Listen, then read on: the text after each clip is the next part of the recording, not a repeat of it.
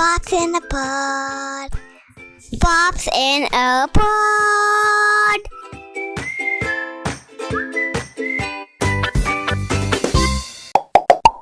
Hey everyone, Peter Pop here. Hi, and this is Nadir Pop.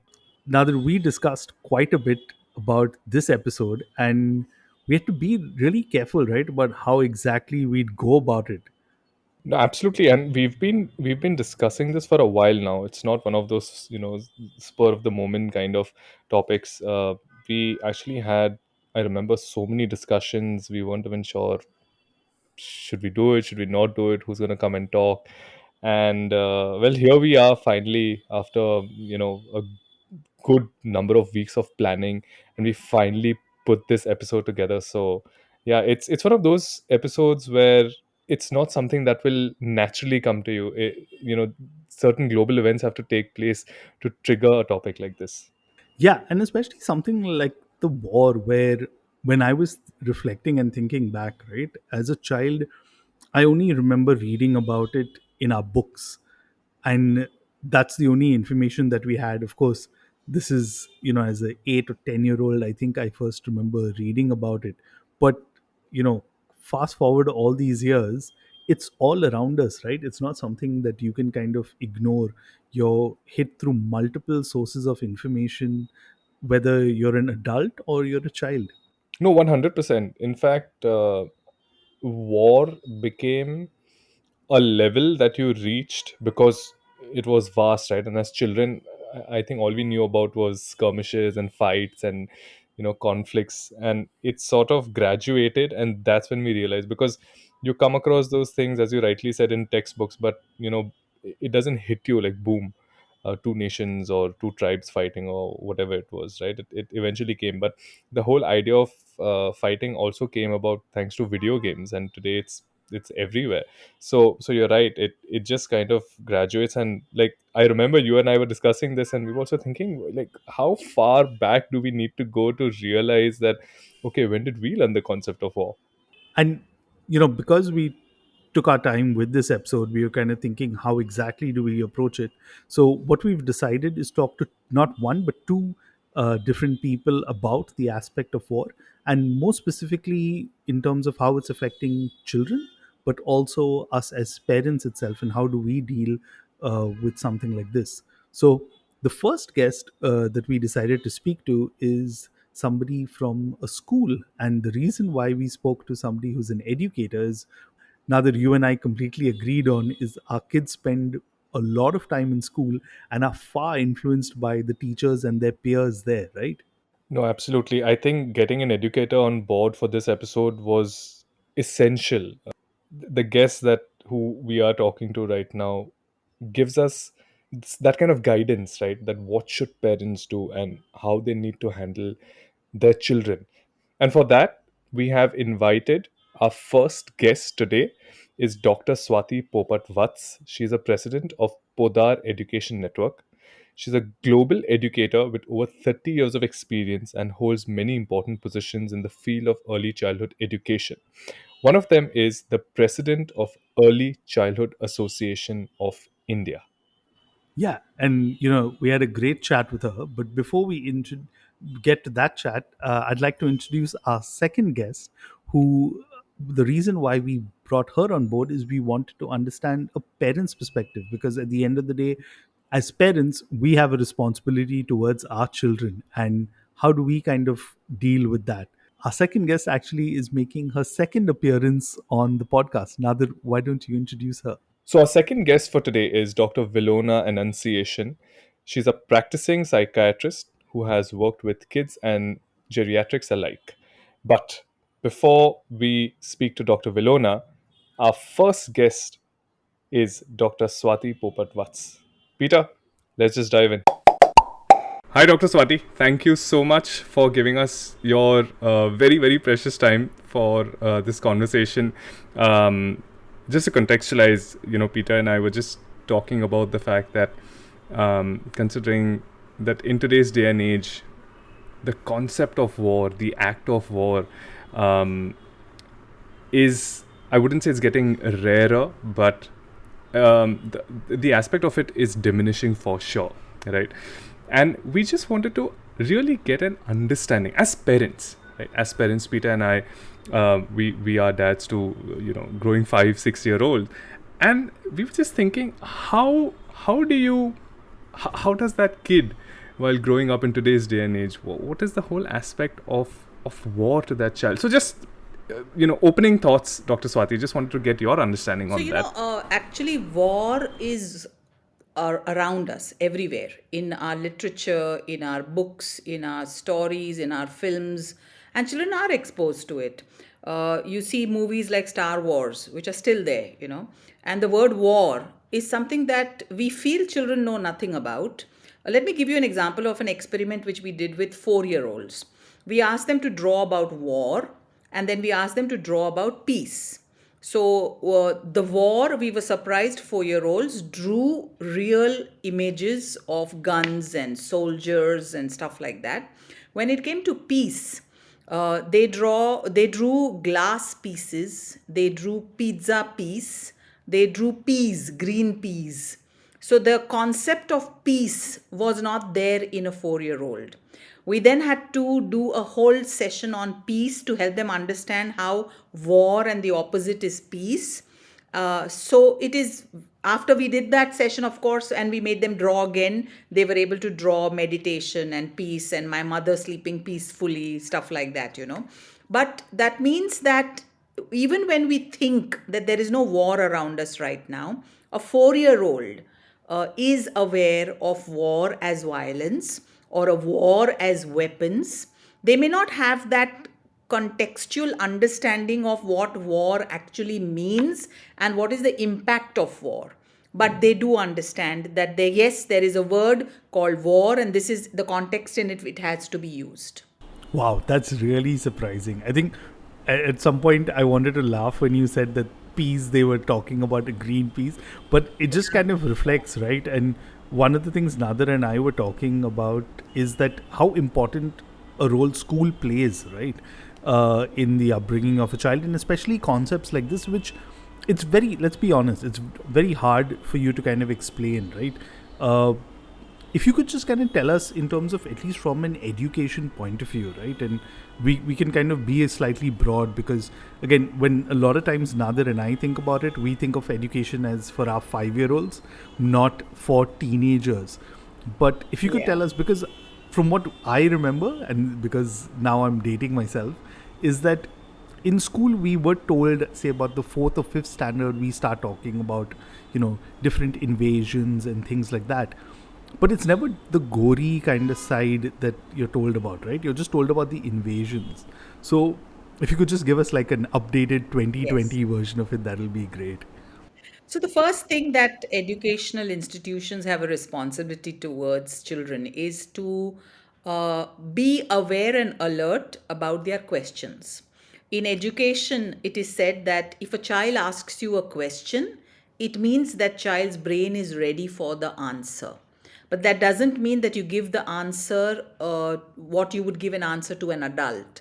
Give the answer in the context of the age of the child. So if the child is asking you what is war, in the context of the age of the child, if the child is a 6-year-old, give a context of for a 6-year-old. If the child is a 16-year-old, please give the context. So when a child asks you a question, it means the mind of that child has started asking the same question, and that's why it's better if they ask you about it rather than read a nonsense version or a wrong version somewhere else. That is one of the first trainings to give a teacher, that it is very, very important that now when children are hearing about the war happening in Ukraine, even young children, the youngest, are hearing about it. They're hearing their parents talk about it.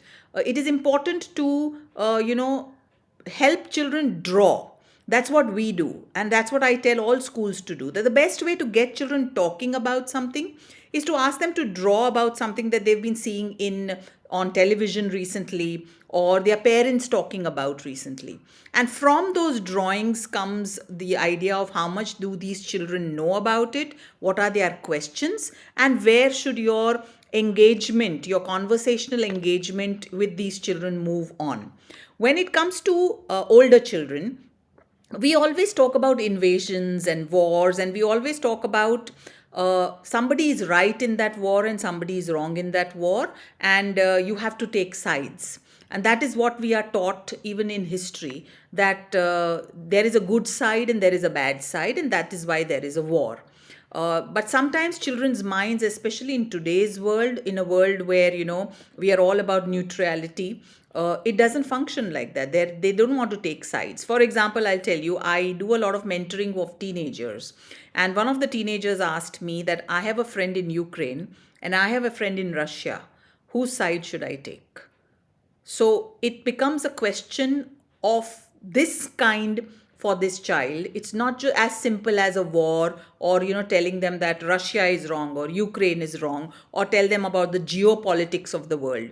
To this child, the question is very personal. To this child, war suddenly became personal, and it became about choosing friends. And social development is a very, very, very strong thing in any age group in children. They are very worried about their peers, peer pressure, friends. So then the way we tackle this child's question is very different from how we would tackle another child's question. So my answer to this child was that if both are your friends, then both need your support right now. And you should maybe ask them about what they are going through, and how as a friend you can be there to stand as a supportive friend rather than a judgmental friend. And the child, the boy understood it so brilliantly. He got in touch with me after a week and he said, I'm so happy I spoke to you, because I'm now able to talk to both my friends, and I just listen to them. I don't pass a judgment. And I wish my dad was like that, because he and his friends are constantly passing judgments. So, there was another opening there of what this teenager wanted his father to do. So, it is very important for us to understand that the school teachers, the educator in the child's life plays a very, very, very important role. You cannot just write off a child's question. You will have to give them the reality of what is a war, and wait for their next question. Children always have the next question. You don't have to get into the geopolitics of why Russia is doing a war on Ukraine. Let them ask and answer as per their question. Answer in short bits rather than trying to give them a whole history. They're not interested in that. Dr. Swati, it's very interesting that you mentioned that how kids have this whole social factor, right? In fact, just a couple of days ago, since my daughter has started physical school, now she's meeting those friends that she saw on screen, and she's physically meeting them. As parents, we are obviously aware that there will be certain conflicts in the class, no matter how young they are, but it's already ingrained, right? That okay, this is not good. This is not a good space to sort of be in. What do you think, keeping that in mind, considering the exposure that they're getting to the concept of conflict at such a young age in school and other spaces? What do you think in your professional experience is age appropriate for a child to really understand, internalize the concept of war, and then start thinking? Because you spoke about the whole judgment aspect of things and everything, and how adults think and how kids think. But what do you think is the appropriate age for having these conversations with children? Children fight the minute they have to share a toy. So that's the first fight that any child has experienced, So they empathize when you give them that example, that when you and your friend wanted the same toy, what happened? You didn't want to share, the other child didn't want to share, and then there was a fight, there was a conflict. And then how did we solve it? Because we tend to not teach children about conflict resolution. We tend to tell children, please share, learn to share. Why are you not sharing? But sharing is not something that children are ready for. They are ready for a term called taking turns. They're not ready for sharing. So it's my turn now, you'll have to wait, then it's going to be your turn. You cannot ask children to share, and that's where the whole concept they can't understand of conflict resolution, because somewhere when I wanted something, you told me to share just because the other person also wanted it at the same time. And that's where the foundation of war actually is laid in the minds of our children, that I have to give up something just because that other person wanted it, and I start resenting these kind of interactions. Conflict resolution is something that needs to be taught to children, and it's there in the high scope curriculum of a country which I wish would practice it more. USA. USA has a curriculum called High Scope for young children, and they teach conflict resolution, which means that if two children are fighting over a car, the teacher is taught, take the car and keep it where they can see them. Don't take away that source of conflict. Keep it where they can see them, and then ask them, we have a problem. There are two of you and there's one car. What's the solution? And then they wait for the children to give the solution. And when we've tried it here in classrooms with children as young as 3-year-olds, they have come out with their solutions. They say turn, share. They come out with those words, which means the onus of the solution was on the children who were doing the fight. And that is conflict resolution. And that's what, when we talk to children about war or the ongoing war, we have to tell them that the solution is not with us. The solution is for both these countries. And that's what they are doing. They are sitting together for talks. And then when those talks are not working, they are again forgetting about conflict resolution and they are going to war. So it is very important for other countries what they are doing to support them. So we will have to keep on talking to them about these kind of things rather than just painting a picture in their minds that what's happening is wrong. Oh my God, war is bad. Because that's not giving them any positive conflict resolution ideas or how to deal with it emotionally. Because what we forget is children are extremely emotional at any age. And children tend to internalize. So which means they feel when they hear on the television that it's going to become a world war, there is a fear that what if it comes to my country? What if it comes to my family? Especially if their dads or moms are traveling, then they feel, what if my mom and dad are caught in a war zone? So it's very personal to a child, and we think it's not personal. Russia mein ho raha hai, Ukraine, it's not personal. No, we need to start understanding that when children, let's not assume that children are not hearing about it. They are hearing about it. And as I said, the best way is to open up a conversation. Even if your child has not asked you about war, have a conversation. That is there something that you have heard about recently, something important that your friends are talking about. Have that kind of a connect with your child, and then the answers will come about, yes, we are talking about war, or yes, we were comparing it with this. And that's where your role becomes of a supportive adult, rather than an interfering or judgmental or trying to give all solutions kind of an adult. Wow, that's so beautifully put, especially the part where you said that the students or children come up with their own solutions. And I think we get clouded by a lot of external forces, right? When the answer actually just lies within. But I want to just go and dive a bit more in what you said in terms of and this is especially with, older children, preteens, teenagers, because like when I think about my teenage years, I realize, wow, I didn't know a lot, right? But today, teenagers not only have opinions, but they also have social media where they can kind of express these opinions, right? And the way Nadir and I were discussing it is social media is a two-edged sword, right? I mean, you are getting a lot of information in there, but you're also getting the opportunity to express yourselves. And unfortunately, something written on social media is as good as written in pen and paper, right, today. So how do you kind of sensitize students, especially, how do you use such tools or such mediums in the correct way? And when I mean in the correct way is not for fear mongering, not for abuse or trolling or any of that, because unfortunately that's the aspect of the internet we hear more about than for good. So how do you kind of deal with something like that? So, the sad part is that as adults and as parents, we wake up when our child becomes a teenager. We don't prepare the child for teenage, which is very, very essential. Social media is not something that the child experiences when they become a teenager. The child sees you interacting on social media right from the time the child was a toddler. The child sees how you use it. So it is very, very important. And there is this very known concept that children learn by imitation. So if you feel that your teenager has these problems, please understand it's come from you. It's not just come somewhere from outer space and into the child. The child is imitating you. That means both the parents or some adults around them, maybe a teacher, somebody. The children learn by imitation.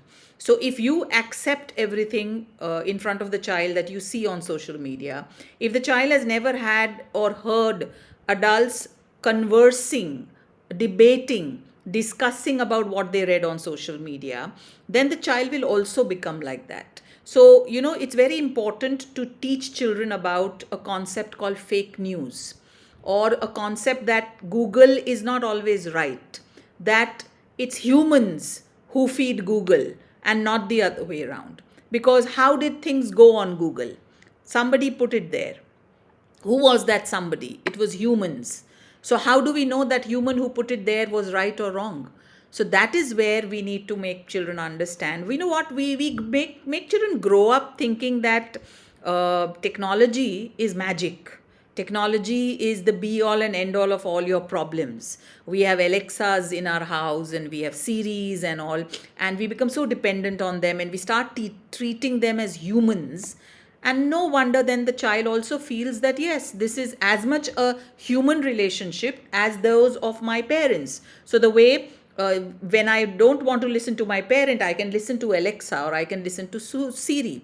And you know that Blue Whale episode which happened couple of years ago, Yeah. where children were listening to machine voices and committing suicide.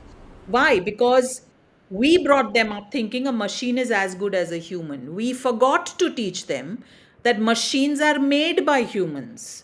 So just like we make mistakes, we could have made mistake in programming that computer, in making that computer understand what to speak.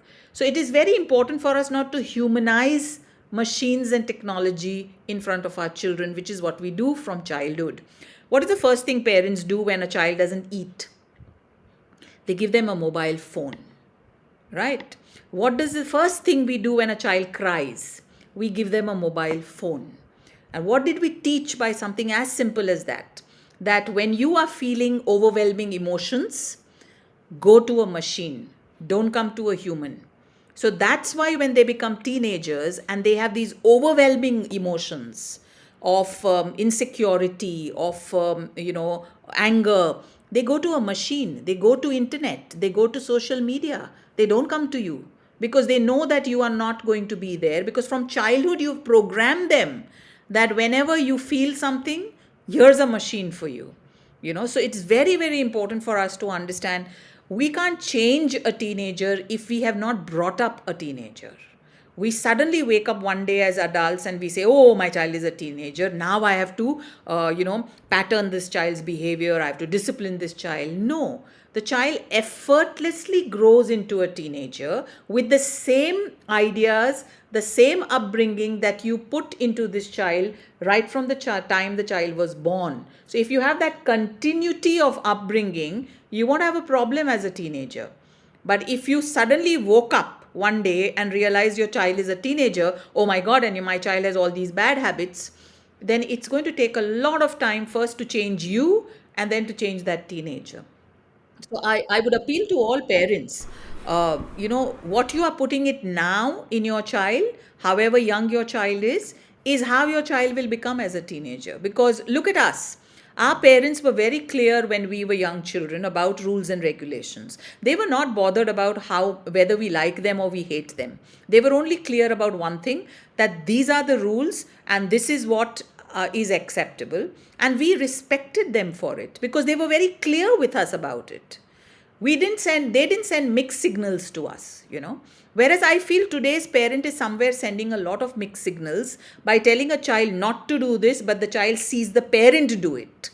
And that is where the problem lies. So when we talk about freedom of expression, The child should have seen you while growing up, how you used your freedom of expression. I teach parents a concept called muttering. Keep muttering to your child all the time while you feel that the child is just next to you, but you are on social media. Keep muttering that, oh my God, this comment, I feel like writing this, but I'm not going to write it because I have self control. And how will the comment I put on social media help this issue? Your child should hear you talk about these things, and that the children internalize. And so when they come into the same situation, they remember that muttering that you programmed them with. They should have heard you talk about these issues. They should have heard you. In classrooms also, I tell teachers, it's no fun telling a child, don't get angry. Anger is a very essential part of a human being. Come to the classroom one day very angry and say, I'm so angry. I felt like hitting somebody today. There was so much of traffic, but I didn't do that. I counted to 10 and I calmed down and I didn't hit anybody because that's not me. Now, when children hear you say that, they will relive this in their mind when they are going through an anger episode. So it's very important for us to understand, program your children's minds. That is very, very important. It's so essential what you just said, Dr. Swati, because Peter and I also in our earlier episodes keep talking about the role of a parent. Now, again, over here as this platform, we are nobody to tell people how to parent their kids. It's up to you. It's your style. Good luck and best wishes to how you do it. That's why we are constantly talking about the fact that we are not here to give you any kind of tips or advice, but I definitely want to pick up something that you did mention, because you spoke the whole aspect of parent, right? The way you took it up in terms of certain things that you should essentially do, considering we are talking about conflict and war and whatever that's happening, and they are getting exposed to so much information.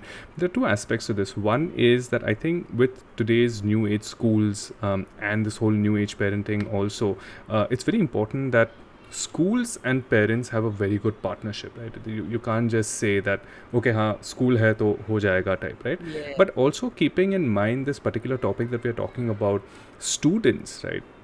How is it that they're dealing with this dissonance that we talk about? Because there's so many things that are happening. There's the pandemic happened, we just kind of got out of it, and now this whole war thing. So there's constant sparks in the mind, right? So what do you suggest that how do students deal with this dissonance? Because there's home and then there's school.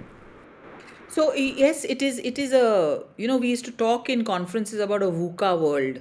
And actually that VUCA world is now a reality for our children today of any age group. You have the pandemic, you have don't go out without a mask. We are constantly, they're stressed, Now there's a war. No, we can't go here. We can't do this. We can't meet like this. It's a constant stress that our children are going through. Any age group, teenagers, young children, every age group is going through that stress.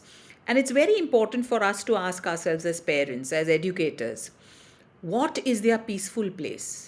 Where do they get that peace which they actually require a dose of every day? Am I contributing in some way to that peaceful place? Am I part of that peaceful place?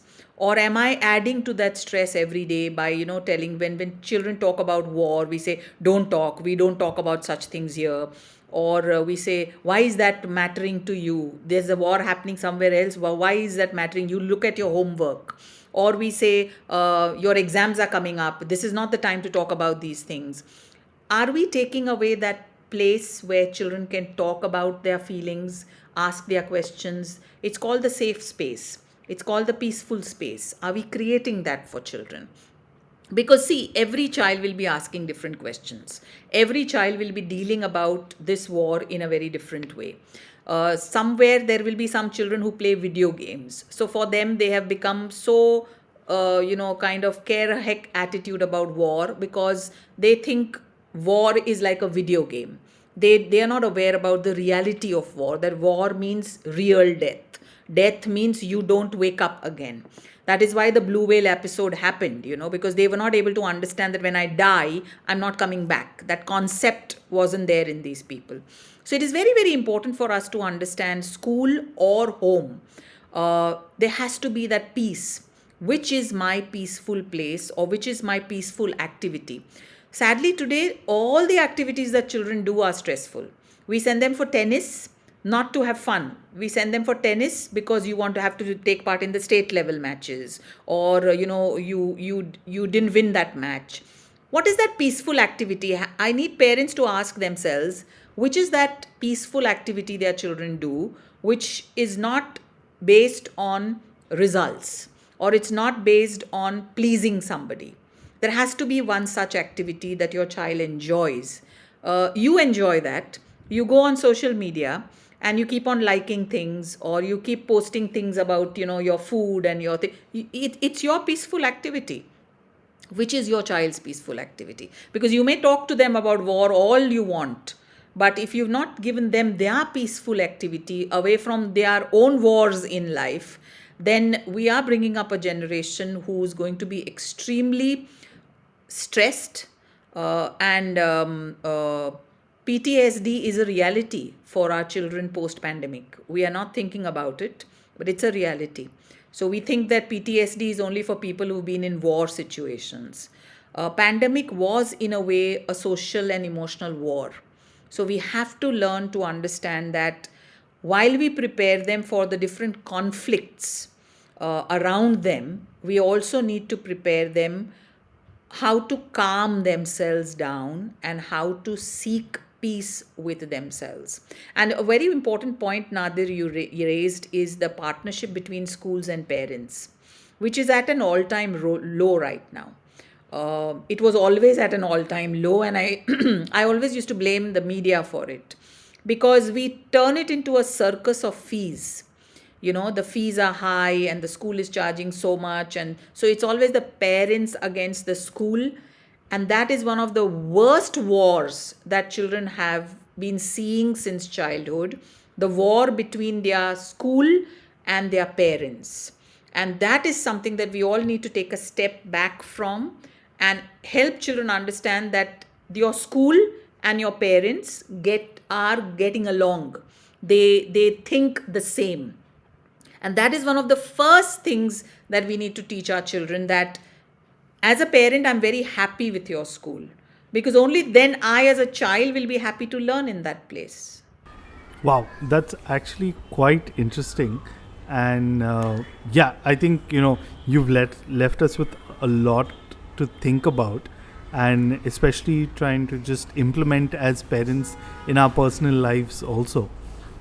Experience plays such an important role, Dr. Swati, and I think you've highlighted that very, very clearly to us today, because again, it's such a dynamic process, right? Like, nobody's going to tell us beforehand, oh, there's a war that's going to happen, so be prepared or anything. It just happens, right? And this is something that when you have to talk to your child, a growing child, and I loved what you said about a child suddenly doesn't become a teenager. It's a process, right? And we are very much riding that process, and we can't just suddenly wake up and say that, oh, okay, now that my child is 12, 13 years old, I need to start thinking differently. This is something that we have to be so aware of now that they are also going to school. And you've put so many things in perspective, and it has given us so much to think about. So we really, really thank you for this conversation, Dr. Swati. It's been so helpful. You spoke about the whole aspect of war and how we really need to take care of it when we are raising our own children. But I think more than that, you've given us so many other more deeper aspects of parenting, and thank you so much for that, Dr. Swati. Really appreciate it. Thank you so much, and congratulations for creating such a wonderful platform. Thank you. I'm sure it's going to benefit both mothers and fathers, because it's very important for a child to have parents who are aware and empowered. Thank you so much. Wow, Nadir, Dr. Swati made such important points. And I think one of the main takeaways I'm taking from that conversation with her is what's the appropriate age to talk to children about certain topics. I mean, she so beautifully put it, right? Like, the moment your child asks you about it, they're ready to know more information. And I think as parents, that's one of the things you always struggle, right? When do you want to talk? Is it too early? Is it too late? But I think that's a great advice that she's given us. I couldn't agree more. Today, as modern parents, as new age parents, I think the last thing we need to do is, sweep the matter under the carpet, because it's everywhere, right? The information is everywhere. We spoke about social media and different digital platforms where they can get information. So you can't hide this information from children anymore. And I really like the way she put it, that if they have voluntarily come to you, seeking information, that means they are ready to listen, and don't deny them that. So I think that was very, very well put. And I think as parents, it's so important for us to also guide them, and that is something that Dr. Swati put in really well. And this is precisely why our next guest is Dr. Wilona, uh, who can give us a sense of what parents need to be mindful of when approaching these topics. And as a practicing psychiatrist, I think she is the best person who can give us certain um, an understanding of how to kind of go about it. So, yeah, we've got Dr. Wilona coming up next. Just a heads up to all our listeners, the recording quality with Dr. Wilona wasn't up to the mark, for a couple of reasons, network being one, and the second one, which was much cuter reason, is that her son was practicing the drums, so you would be able to hear a lot of thumps in between. So, so yeah, I mean, welcome to parenting. But nonetheless, our conversation with Dr. Wilona up next. Just to start off with, Nadir and I were talking earlier, right? And we've kind of spoken about the school's role in just unwrapping the whole fact around wars and conflicts with our kids. But the role is also important for parents. And that's something that we definitely want to understand from you, just the role that parents play and just kind of helping kids through something like this. Considering what's happening today, and in the light of events around the world, it's very important for us as parents to understand that we have a very specific role in the lives of our child. A lot of times we think that our job is to teach them, to train them, to correct them, but I think our role is more of mentoring them to think for themselves, right? In that sense, I think it is up to us to teach them to look at the information that they're getting in a light that is looking at it critically. Yeah, I know that it took me a long time to weigh the news and the information that was thrown at me and then assess, okay, what in this makes real sense and what in this does not make sense at all, right? And I think that is one of the biggest things that we could do as parents, to teach them to actually critically appreciate the information they're getting. Sort of sieve out data that is valid, that makes sense, and then decide how they want to go ahead or how they want to think. Interestingly, this is something that I learned only in my MD. So during our MD, we used to have this critical appreciation of journals, and in my head I used to always think that if somebody's doing so much mehnat and presenting and preparing and publishing a research paper, kuch to validity hoga. But that's not always true. People have their own way of looking at a research subject and the way they present it. And in college, they actually taught us to think, okay, why is this person writing about this? What is their qualification to write about this? What is the logic behind each statement that they're making? And our professors really grilled us on it. That's when I realized, okay, I really need to look at the news also in this light. And that changed the way I look at it, right? So I think as parents, we need to look at the information that we're passing on to our children, because today there's like a virtual information overload. They just look anywhere and they have like tons of information to get. And in fact, a couple of days ago, I was doing a digital detox workshop nearby. And one of the parents who does not like to read the news or engage in any of these news channels, listening to news and everything, came up and told me that she was shocked that her son, who is all of 13, sat down and very nicely explained Russia's viewpoint, Ukraine's viewpoint, and then told her what's happening. And she was like, where did you get all this information from? And he was like, it's all there on the internet. So it's all there. It's just that we've got to help them understand what to trust, what sources to trust, how to build up their own opinions, and then follow what they think is right. So, Dr. Vilona, that's very interesting because after a certain age, right, and I think whether you attribute it to modern day parenting or whether you attribute it to the fact that kids these days are growing up way faster, maturing way faster, we keep hearing these statements, right? At what point do you, as a parent, tell yourself that, I mean, yeah, he or she, my child, is growing older and is getting exposed to so much information. At what point do you sort of take a step back and say, okay, let them figure it out for themselves? But in certain cases, like the war that we are discussing, you kind of step in again and say that, okay, I know you've been reading a lot of stuff, I know you've been getting exposed to a lot of things, but hey, let me tell you what to consider and what not to consider. How do you kind of go about balancing that? I think I come from that school of thought that believes that no matter what the age of the child, if the child is asking you questions about it, it means that they're ready to move. Now, of course, as a parent, you need to understand the level of information that you need to hand out to that child, right?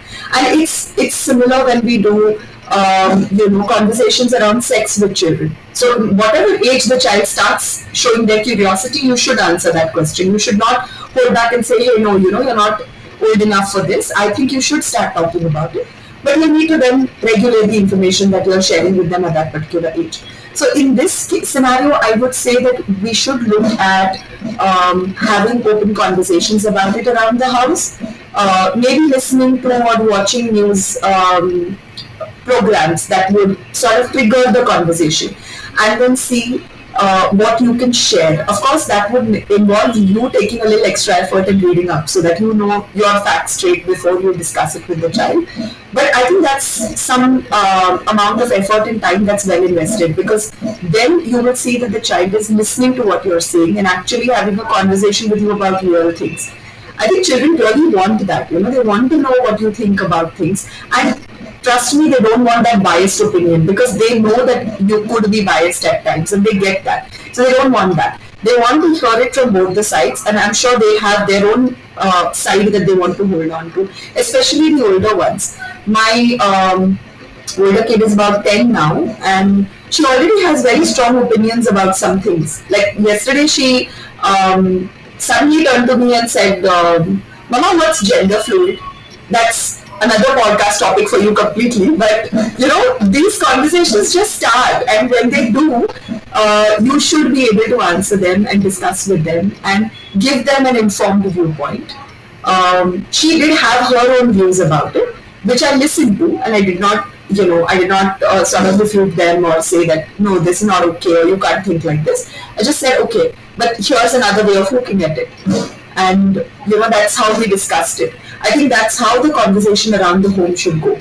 But I also feel that as parents, we need to make time for such free-flowing conversations, right? Because a lot of times there's a hurried dinner around the dining table, or there's a rushed conversation just before bedtime. So we'll also need to make that space to have this conversation.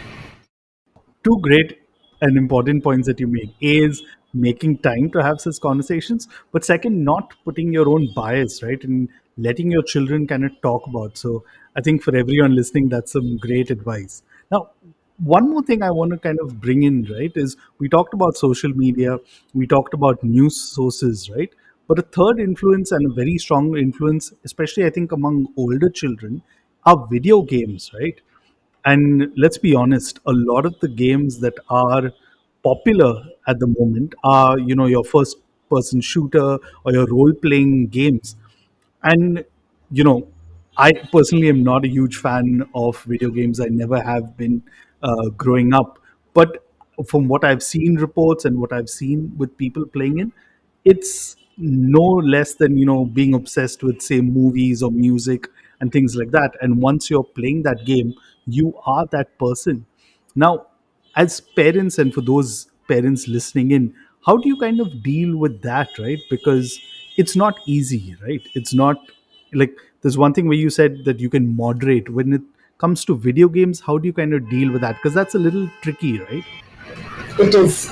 I've grown up playing some of the games. I used to love Road Rash. I used to love Need for Speed. Like, love it. Okay, so I used to play it all the time as a teenager in like early college. I think one of the things that I really enjoyed about the games was the fact that there was high speed, there were cars, and I think that these are things that appeal to an adolescent brain.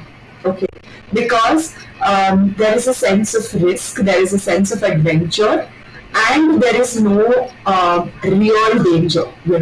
So it is appealing because then you can engage in it without actually risking your own life, which you hopefully wouldn't do in a real setting. So that's the risk and that's the thrill of it.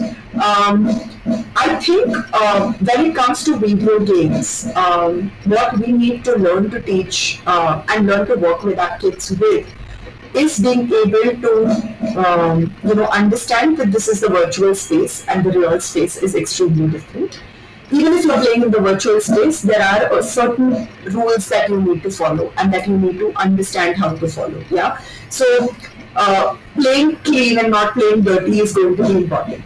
Yeah. I remember in Road Rash, there would be these riders who would kick you off your bike. I would be very irritating. So I think the people who develop these apps appeal to the baser instinct in us. Yeah, that instinct for violence, that instinct for achieving your success at the cost of somebody else. But I think that is something that we need to work with. That you can still win that race without resorting to that tactic. And let's see how you do that. Yeah. So I in fact, I would encourage parents to actually sit down and play the games with their kids. I would be that mom. I'm sure I would do that. Right now, we are not doing a lot of video games, but I'm sure there'll be an age when my son or daughter would want to start. And when they do, I would like to do like these video game nights with them and enjoy it with them and sort of show them that, okay, you can do it, but you can also follow rules. You don't have to crash the car, you don't have to drive really badly. Again, I think as a parent, modeling that behavior is extremely important. So the children are looking, observing what they're doing. You could be saying the right things and mouthing the absolute platitudes, but if you do the wrong thing, they're watching that and they're more likely going to follow what you're doing. So it's important to model that behavior. So especially with video games, I would say that would make more sense rather than just telling them not to play the game. I have seen video games itself contributing to thoughts of violence. Okay, these thoughts are already there within each one of us. That's already there anyways in our brain, right? That's the way we react, and it's part of our fight, flight, fright instinct, right? So because it's there in us and it's so innately coded, it is difficult for us to break free of that system. But with a lot of work, people have managed to bring that under control. I mean, that's what we do, right? When we go to work, somebody really irritates us or angers us, we're not going to, just turn around and hit them. We are going to control that anger. And we're going to express it in a different manner, correct? So we've got to learn to regulate that impulse. And that actually signifies your transition from an adolescent into an adult. Because we say that the adolescent brain is still impulsive, still learning how to regulate emotions. But as you grow into a mature adult, you are expected to develop that kind of maturity where you're able to understand how to regulate your emotions. Video game is definitely one medium where it is okay to be violent because you're not necessarily maiming or harming real human beings, right? It's just made believe. It's a virtual world. Nobody gets any harm, and you get your pleasure. But ultimately, do you feel that emotion when you're playing a video game? And I don't mean just video game from one medium. There are so many other mediums, social media, you have the trending culture, and you have the meme culture, and there's so many things that are happening. At some point, when would you realize, and with this the whole war thing, and recent news are clearly very optimistic and positive, where hopefully it might, at least the current bit would kind of wane out soon. But humans, by the end of it, it's humans that we are talking about, right? People who've gone through loss, they're grieving. There's so much of personal trauma. How do you sensitize children about these things, right? There's a clear divide, there's a clear line. So from an emotional aspect, how do you bring that about? I think experience is one of the biggest teachers in this area, at least, right? And so I've always come from this thought that allow the child to experience the emotion and let them work through it. Yeah, when there are traumatic experiences that are happening around them, with the exception of certain extreme traumatizing events, certain traumas, like I see a lot of parents trying to shield children from every traumatic experience. I don't think that's healthy at all. So, for example, when a family friend lost his spouse, they called me requesting to speak to the children. The children were very small, 8 and 6, I think, at that time. And they were extremely hesitant to allow the children to be part of the entire funeral rites. And me, as well as the other psychologists who were working with the children, told them that let them do that because that's their final goodbye with their mother. And it's important for them to go through that. It is painful, nevertheless, but the child needs to get into that understanding that life is made up of this good and bad. There are going to be times when it's extremely happy and things are going fantastically well. There are going to be times when it's sad and when it's difficult, and you have to learn to deal with it. And it is important for us to not hide that from our children, because when they experience it, they don't look at us as somebody who lied to them, but they look at us as somebody who was human and who accepted that it was going to be difficult and allowed them to go through it and held their hand through the process. So that's what we will need to do, especially in these circumstances and situations. When there's so much trauma and violence around, I know it is a little scary to expose children to all of that, right? But what happens, do you think, at 18? I mean, suddenly do you think they're ready to see Game of Thrones? No. Obviously not, right? I mean, they have to build up that sense of understanding. And most of us come with an understanding and a certain amount of protection that we have towards these events. So we need to allow our body to and mind to develop that sense of control so that it's able to manage dealing with this situation. It's always good to talk to the child beforehand and say, hey, I know this is going to be difficult for you and this is what is going to happen. So you sort of walk them through it beforehand and then let them experience and tell them that you're there and you'll support them in whatever way is necessary. So that's going to be important.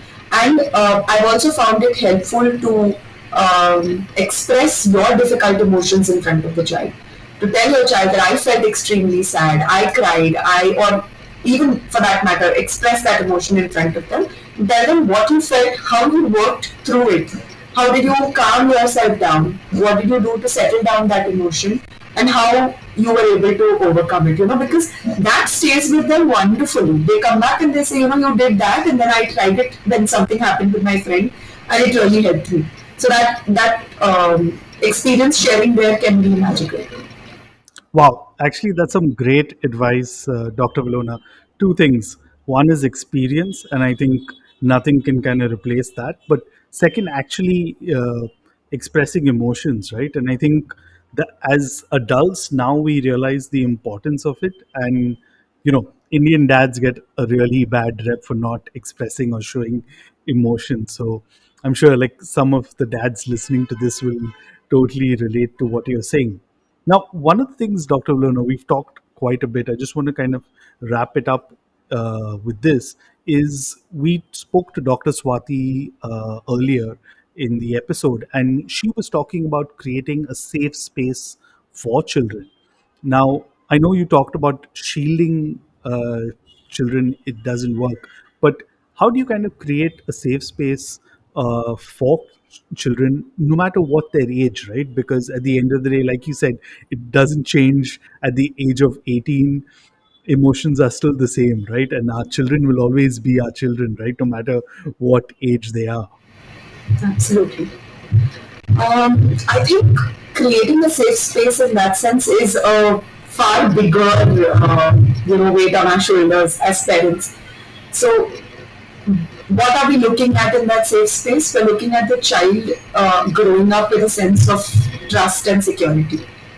Yeah, and that does not mean that they will never have trouble, but whenever they have trouble, they know that we've got their back and we will help them navigate, and over a period of time they'll do it themselves. So I think for this, one of the basic things that we need to do as parents is we need to work on building our relationship with our partners, because I think that forms the mainstay of the security that a child experiences within the home environment.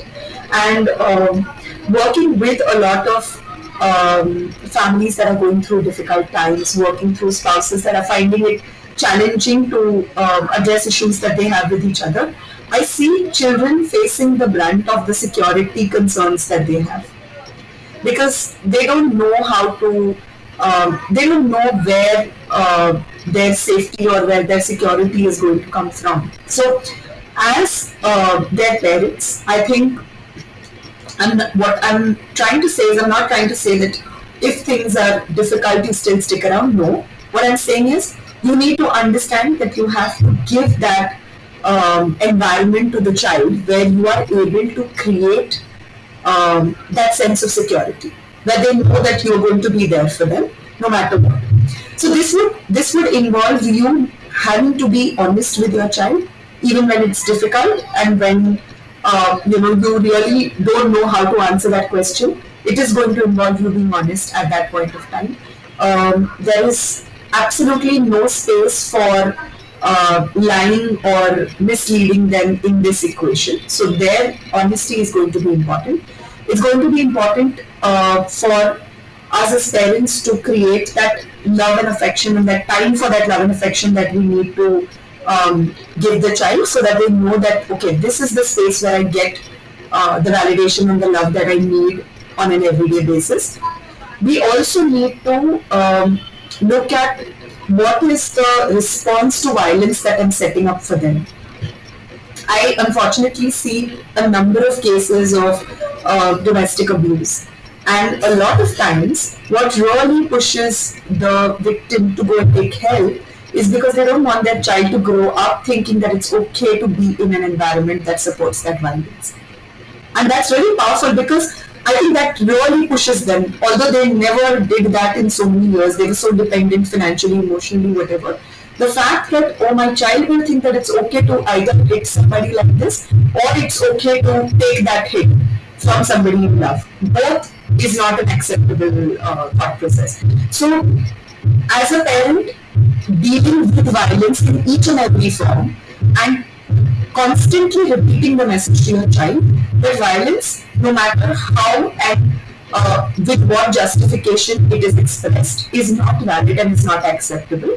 There are 100 different ways to express your emotions, and it would make more sense to use those ways rather than resorting to violence, would be one of the things that I would do with the children.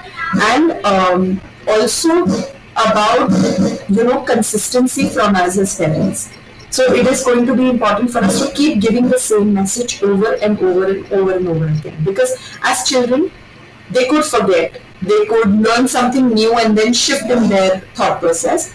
The knowledge that we get from us, or the learning that they get from us, has to be consistent. It cannot be at one time we think that this is okay and another time we say no, but this is not okay. So it can't be a very vacillating information that we give. So we've got to be very consistent with the information. So I think these strategies could help create the safe space that we need to create for us. Thank you, Dr. Wilona. I think we've got a very thorough understanding of the mind space of the children.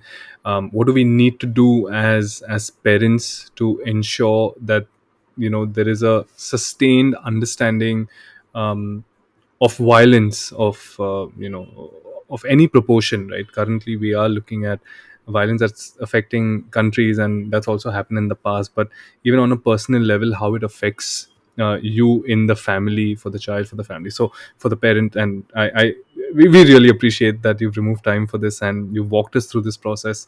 And once again, thank you very much, and we really appreciate that you've done this for us.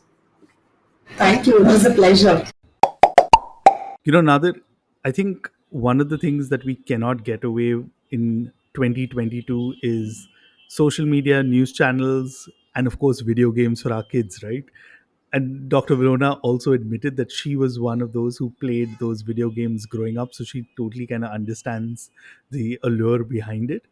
But I just like how she kind of said it, right? Because what happens is, for kids, at least at a certain age, they cannot distinguish between fantasy, real, and the lines kind of blur, right? So I think what she suggested is something that everyone listening to the podcast can definitely implement. Yeah, with technology coming in and with multiple touch points, and now this, so many conversations about metaverse and having your own avatar and everything, and this is something that I think our kids will get to see, and we'll just be hanging back as spectators and noticing them doing these cool fun things, and we'll be like, hey, what just happened, right? So yeah, creating that safe environment, that safe space, is an important thing that we inculcate right now. And that is exactly why it is so important as parents for us to create that safe space for our children, so that they can tell the difference between what's potentially right and what's potentially wrong. Yeah, I totally agree. I mean, I think we ended the chat with Dr. Vilona on a great point, and I think everyone tuned in can totally relate to it with this topic and other aspects of parenting also. I think creating that safe space for your children is something that we should endeavor to do on a day-to-day basis, right? Absolutely. There's no escaping that reality. I hope you guys had fun listening to this episode. It was far more informative, and I hope you picked up some pointers, and we'll probably discuss something with your kids, irrespective of their age. But if you have some feedback for us, if you want to share some information with us, please feel free to write to us at popsinapod@gmail.com. Yeah, do let us know what kind of topics you'd like for us to cover in the coming months. But you can also reach out to us on social media. Just search Pops in a Pod on Facebook, Instagram, or YouTube. And check out some of our previous episodes. Until then, this is Nadir Pop. And Peter Pop. See you next week. See you guys next week.